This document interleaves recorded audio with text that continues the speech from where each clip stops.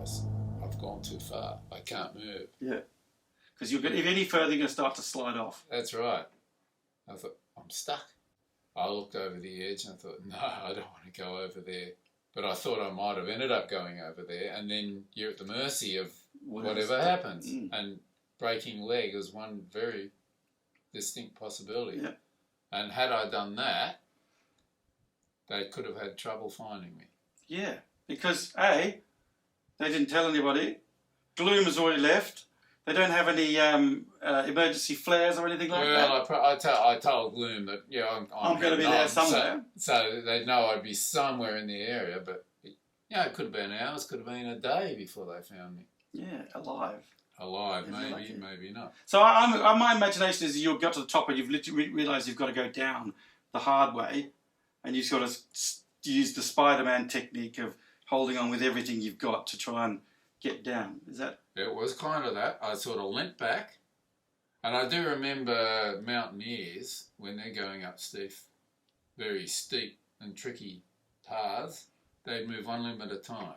Secure it, then they'd move another, an arm, a leg, etc. I thought, I'll try that. And that's what I did. And I just moved one arm a little bit, then another arm, then a leg. So you just keep that traction as much as you can. So when I So you were being a Spider-Man going, please, stick. Yeah.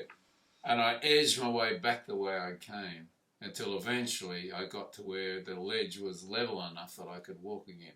Okay. And then where did you go? Well, I went the other direction until I finally found another place where I could get down. Right. But I'll tell you what, I was kind of worried there. So I did escape that one. That's why it's near death. Near death, yes. Another one. So that's getting closer. All right. So near death experience. Now the thing is, my impression is that you're a bunch of wahoo lahu guys who just go out, you get the itch, and you just go. And nobody technically knows where you are, what you're doing, and if you get into an emergency situation, which you were so close to, the only way you could have got home is broken leg crawl back over a day or so to get back.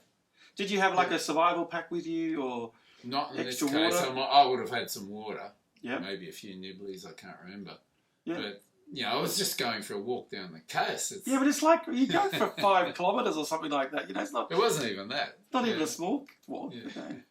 Okay, so this is number 2 of our brushes with death. Now it wasn't just me that had brushes with death. Oh, of course. Okay, well, okay. Yeah. This is number 3. Right. The group brushes with death. You remember the podcast where we dealt with the blizzard, big blizzard? Oh yes, with when you're on the blizzard lines. And that was the time Squibby had to brush with death. Yeah, he literally rolled away and nearly rolled off the continent. We've covered that one, and that was a near miss for him. Yeah, and that wasn't anything out of the unusual in the sense he was on the base doing what he's supposed to do, but the blizz lines just didn't hold him enough, because you don't clip on, you just hold on, don't you? That's right. And you literally get a big gust and you're gone. Yes. Into the depths of nothing. I haven't heard of anyone else getting blown off, but that was the biggest blizzard of the year. Yeah. And I know. Well, I told you it snapped the blizz line, and I was hanging on to the Yeah. It's like the wind. Well, he was just blown right off. Yeah. And heading towards the sea ice, and if he ended up on the sea ice, he would have been blown out and would not have been able to get back until the blizzard was over. And he might very well not survive that experience, had that happened.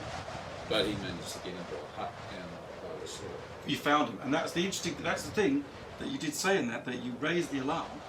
Yeah. That he'd gone. Yeah. And so that means people were looking for him. You couldn't. As opposed to you, who were out in the out on the summit. I'm just going out for a walk. Okay. We didn't know where you were. We don't know what we're doing. Well, yeah. All right. How it is. So that's number 3. Right.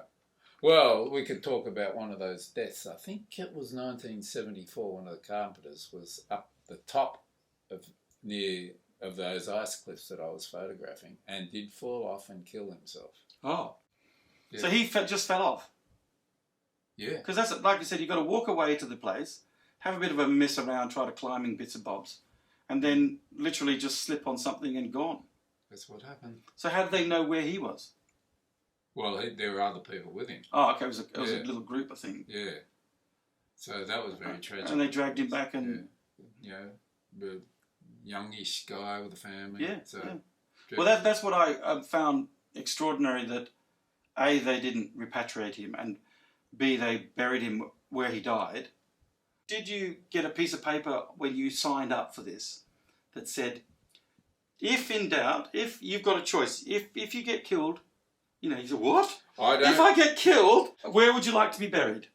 I don't recall anything like that. I mean, where would you have liked to be buried if you've been, in your brushes with death? Well, possibly down there is fine because you're... What about your partners and your family and everybody else? There could have... Well, you may not have had a choice, cause supposing that had happened. Yeah. It's midwinter. Yeah. Well, you're not going to freeze to death, are you? You're just going to stay unfrozen. Well, they would have either had to leave you outside somewhere until the following summer and then find a way to store you. Yeah, yeah. Well, that's or bury you there. Except when summer comes, you would think it's still frozen, but you have long periods above zero, and that would be a problem. You could load a body in our fridge. We had a freezer there. Yeah. It's kind of ironic. You got a freezer? That's right. We had two things. We had a freezer to make sure, because it did get above zero at times. So you had to have a freezer. Mm.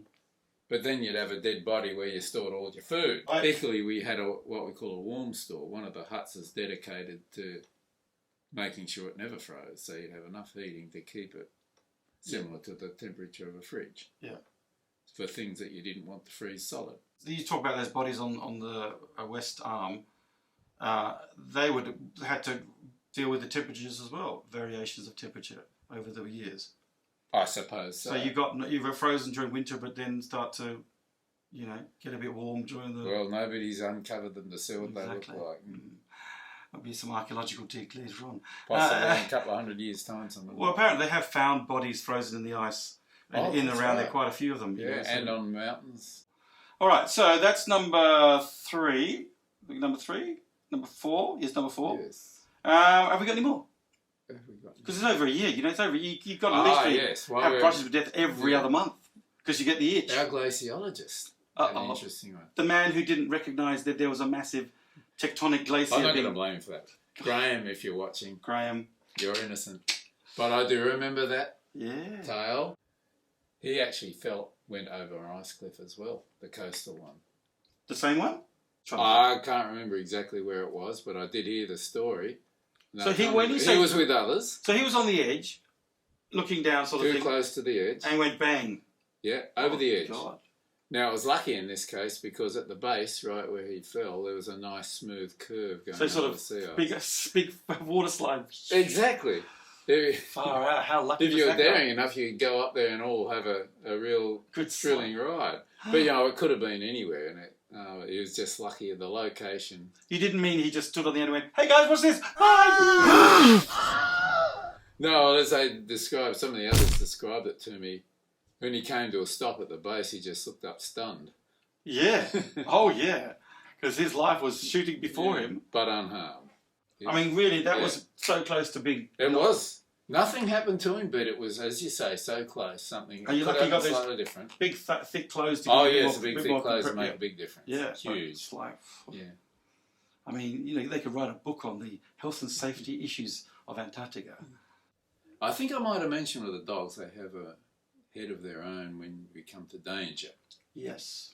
Usually you say that the dogs can sense it before anybody else, and that's one of those unique features of dogs, is that you have to start to trust them, that they know what they're doing in some respects. Yeah. Now, it could work the other way. Of course. We're late in the year, sea ice is getting rather dodgy, so we're taking advantage of the last times we can take the dogs out on the sea ice. So we're charging along, I think we're trying to get to the ice edge, which we did. But at this particular time, we're going along on this really wide crevice. No, not crevice, sorry. Yeah. Slot had formed. Is this a crevice? That's a crevice. Yeah, tide cracks, really. Yeah. So there's cracks coming and going in the sea ice all the time because of tides. And this one was really wide. It was wider than the sled was long. Okay, yep. So, and you could see it was quite dark blue. Yeah. Now, the dog's just heading straight forward, they didn't care, it seemed. I'm looking at this thing, dives on the back where the brake was, jumped on it. That didn't stop him. We knew we need a better brake system. Anyway, we got to the edge of this tide crack, and I knew I couldn't cape on the brake when we hit that ice. So I took my foot off, and you shut your eyes and you think, oh, what's going to happen here? Sailing right across. Wow, it was clear ice. Was it clear? No. Well, it was dark blue, which means the water is not that far beneath the ice surface. Right, so it's thick enough to... Whereas the regular ice is pretty white. Mm. So the dogs sort of knew that it was okay? I'm assuming that they could figure out, don't know how, that it was safe to cross. So you were just plummeting towards death. Oh! Yes. See, that's that weird situation where you have to take away your own visual things. The dogs can smell a crevice or whatever it is. I don't know what they can smell. Well, it's a tide crack. Yes, but whatever it is. Yes. But they could smell that it's solid enough. Yeah. I don't know what sort of smell that would give off, but they knew it. I got no idea. Or else they just mad and just went, oh, oops. I had no idea how they could figure out that was safe. Because you could see, you're higher up. They couldn't see it, technically. Maybe they didn't have quite the angle that we had, but they knew it was there. And I could see that this thing was wider than the sled was long. Because if it's narrow, you think the sled will get over it. The dogs just jump over it. But, well, they could do. But they would, because each individual dog is light, they just keep running anyway. But There's a crack in the here's the ground. It's like a crack, isn't it? Yeah, what happens here? The ice cracks from tides sometimes, and there's movement, and some tide cracks will close back up. Others will get wider and wider. This is a particularly wide one. Mm. As they get wider, any water just freezes very quickly. Mm. So you get tide cracks with thin ice. Yeah. That's the treacherous side of it because it's too thin. Is that a near death, or the dogs just went, yeah, whatever? I felt like it was near death when I was watching this thing approach. I think that's as we mentioned before, the extraordinary relationship between you and the dogs. Because it's just you, and you have no extra super senses to help you. Yeah. Whereas the dogs have super senses that we can That's only... right. If you're on the dogs... That's right, if he blinks that way... Yeah. And the dogs. That's right, there's multiple senses. Yes. With hearing and super smell... Yeah. And other things as well. So and so I suppose that leads us to our great disaster with your trucks falling into a crevasse. Is that one of the near-death experiences, or we just leave that one to another one? That was the OIC had a near-death experience. The OIC meaning They were doing a practice traverse, so they did a short distance to see everything was working right. And the traverse, we had 3 D5 bulldozers, which were pretty big. And they would tow sleds and you do fuel dumps and things like that. So they were doing this. I wasn't there. So, wasn't me. I wasn't there. Wasn't me. Yeah. He put one down. It fell backwards down. The bulldozer. Yes. Oh, okay. Right. Yeah. And it just caught on the edge of the cabin. Right. Yep. So it was up sort of 45 degrees on the edge of this thing, and the blade was poking up. Is that going forwards or going backwards? Well, he went forward over it, but then it slid backwards into it. So it cracked under him? Yes. Oh, wow. Yep. So for him, that was what... That scared the hell out of him. Yeah, if that thing had gone in, if the cabin hadn't just caught on the edge of the crevice, it could have killed him. Yeah. So how did he drive out of it? No, they got the other 2 bulldozers to tow. Yeah, because they're a big piece of equipment. Yes. Just sort of push them out. Yeah, and so it was a bit of a an exercise. An exercise to get it, but they did manage to get it free. So that's not the same as the previous one with that red thing that was driving around that dipped into a thing, and you guys went to rescue it. That was a great rescue mission, which I do have on YouTube. Yes, I put a link to that. That was what I was thinking of. Yes, and we're actually on one of the vehicles which lost traction. We're near the coast. Something about me and ice cliffs, you know. And the thing just was there an itch involved in that one as well? Yeah. So uncontrolled, it's slowly sliding down to the ice cliff at the edge. So there's the tip. It's coming down and it's like, jeez. Because we were going off to rescue other people at the time. But that's like you're sitting there going, it's a slow death, isn't it? You can't stop. You just have to jump out. We were poised, all on the edge of this thing, ready to leap if it went any further. And then it just slid to a stop slowly before we got to the very edge. That was another one. So do you basically, when you're literally that close, would you just start it up and then drive another angle to try and get up? Yes, I wasn't the driver, but I think he would have Thank gone at a bit of an angle, very slowly, making sure traction was reasonable. And we did manage to get out of that onto slightly less slopey ice. So the topography of the place is really quite extraordinary. You just get these... Because a lot of it, because it's so windy around Mawson, you don't get snow cover. Mm. And you got blue ice. Blue ice is really hard, very slippery, and your treads can't dig into it. Can't dig into it, exactly. So when we were trying to get up the first mile, up that slope, it took us hours. So we've covered a few. Yeah, we've got a couple of... I think we're up to number 5 or 6 now. So we've done Bulldozer, we've done the other one. Any more? This is only a year. He's only been there a year. It sounds like he's had near-death experiences every month.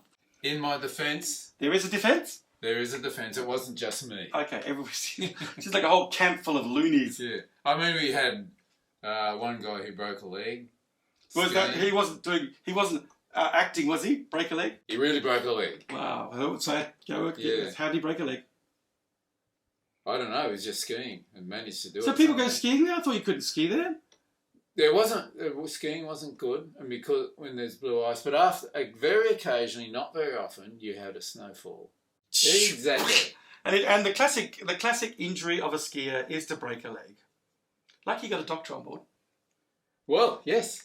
The doctor had him in the surgery and this leg in traction for months. Yeah, because that traction is quite nasty because you got to put a pin through your leg and drag it across. He told me he could have pinned the leg. No, you but he thought, nah, I don't like him. I'm going to put in traction. Yeah. Then he realised his mistake because this guy he didn't like that much was in the surgery for a couple of months. He put a big bolt through his ankle. Yeah, to stretch it out. Yeah. And you got the big weights on the other end. Yeah. But the advantage was he might have had 2 months of hell stuck in this bed in traction, but he got a better result. But the point is, the poor guy, you guys are all fit people and you want to go out and do your stuff and do your work and everything else. So. And he was stuck there. Oh, the poor guy. So you went skiing. Hey, that's what you do in the coldest continent in the world. Yeah, he was lucky that he was in West Bay, which is adjacent to the base. So, Phil, we've gone through a whole list of different near-death experiences, or brushes with death, I should say. Is there any others? I understood there was a few things with the dogs. It wasn't the dogs. Oh. This was on a skidoo. Oh, a skidoo. There is a tradition down at Mawson. Another one. A midwinter race. And what we would do, we'd head off from the base at midday when you had just enough dusk. The sun never actually rose to be able to see. Was that with the winter solstice? Yep, shortest day, and that was a tradition. The race on the shortest day. It would be subject to weather, but the weather was good enough. And the race was to go around an island somewhere, I sure can't remember which one, twice. There and back and there and back. Yes. Okay. Are we talking fair distance here or? It's probably about 10 kilometres or something, I don't know. Or round? Around. Every vehicle that you could take on the sea ice.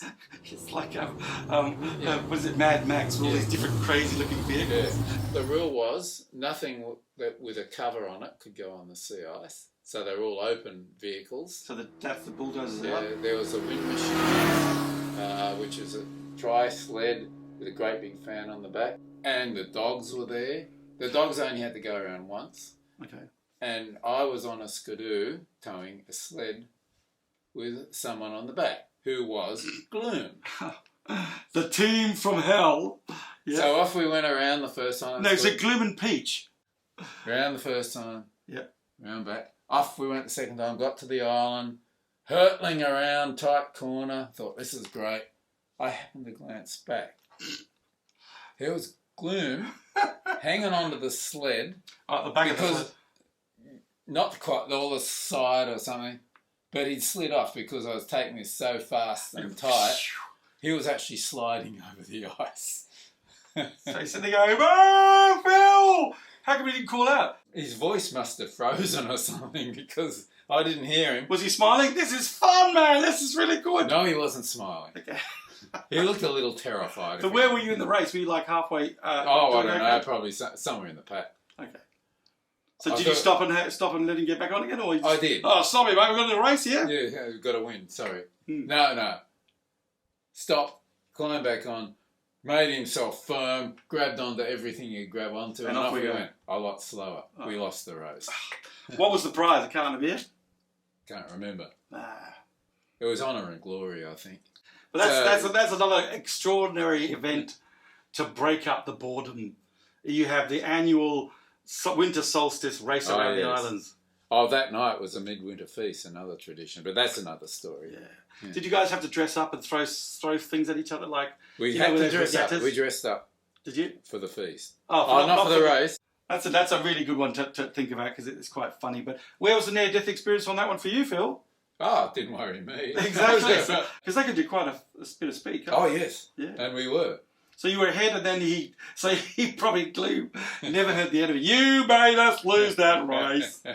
There was a few hairy moments in the summer survey work, but we won't bother with them. That's not. There's one where we were stuck on a mountain in a tent that was ripping apart. We'll deal with that one on a. Because you'd have to have specialist tents there, wouldn't you? I mean, really. Yes, polar tents. And the poles, the stakes that go in would have to be damn deep to take the sort of weather you deal with. Yeah. I mean, those are sort of things I suppose you'd be taking on most of your outings because they're survival gear. That's right. Yeah. Yes. You said you were overnight anywhere. Oh, yeah. You had all the full survival gear. Yeah. That was mandatory.